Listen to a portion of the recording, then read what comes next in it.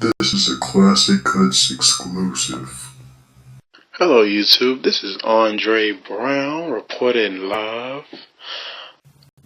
Today we gonna talk about trimmers. The main thing that just really make your haircut just pop off your head. The thing that just make people say, "Ooh, where did you get that line up?" Probably the main reason you with your barber today.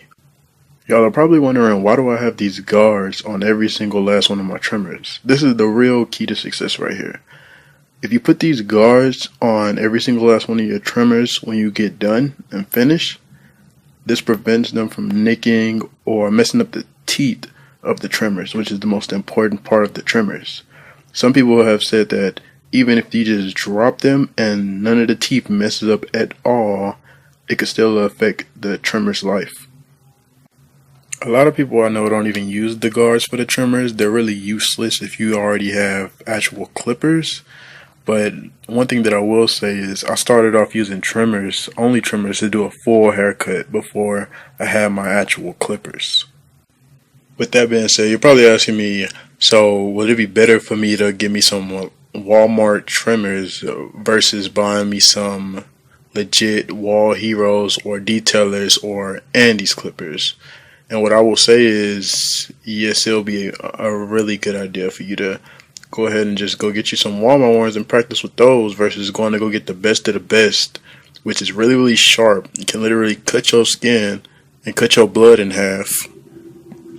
Don't get me wrong, if you do buy these, it will be worth it. You will be having a Steve Harvey hairline every time you break them out the arsenal. But what you need to understand is, as soon as you start cutting, you're not going to start having a Steve Harvey hairline every single time. That's just not going to happen. You're going to mess up when you first start. At the top you have your Wall Mini Pro. At the bottom you have your Wall Heroes. You can clearly see the difference within size. At the bottom we now have your Wall Mini Pros. At the top we have your Andes GTX. It's called a T-blade because the blade comes to a T. You can also get this T-blade separately for different types of trimmers. All you have to do is just look online on Amazon or eBay. Let's look at the teeth of the Wall Mini Pros. First off, you could easily tell that these are much smaller than the other trimmers. On top of that, if you look really close, you could tell that there isn't as many teeth as the other trimmers. And also, they're a little bit duller. But nevertheless, these trimmers will get the job done. Coming in next is your Wall Heroes. You can clearly tell that there's a dramatic difference. You can see the wideness. You can also see how sharpened the teeth are and how deep they are, every individual one. You can also see that it nearly doubled the amount of teeth that it had. And the motor is much more quicker. The Wall Heroes are personally my favorite trimmers because they're not too wide and they're not too thin, so it's kind of like just right. And on top of that, they're like one of the sharpest in the game. Last but not least, the Andes T Outliners. I done heard so many good reviews about these clippers. I done seen people take them apart all the way from scratch and put them back together and make them look like a whole nother clipper. I done seen people modify them. I done seen people put designs that look like they could be easily someone's tattoo.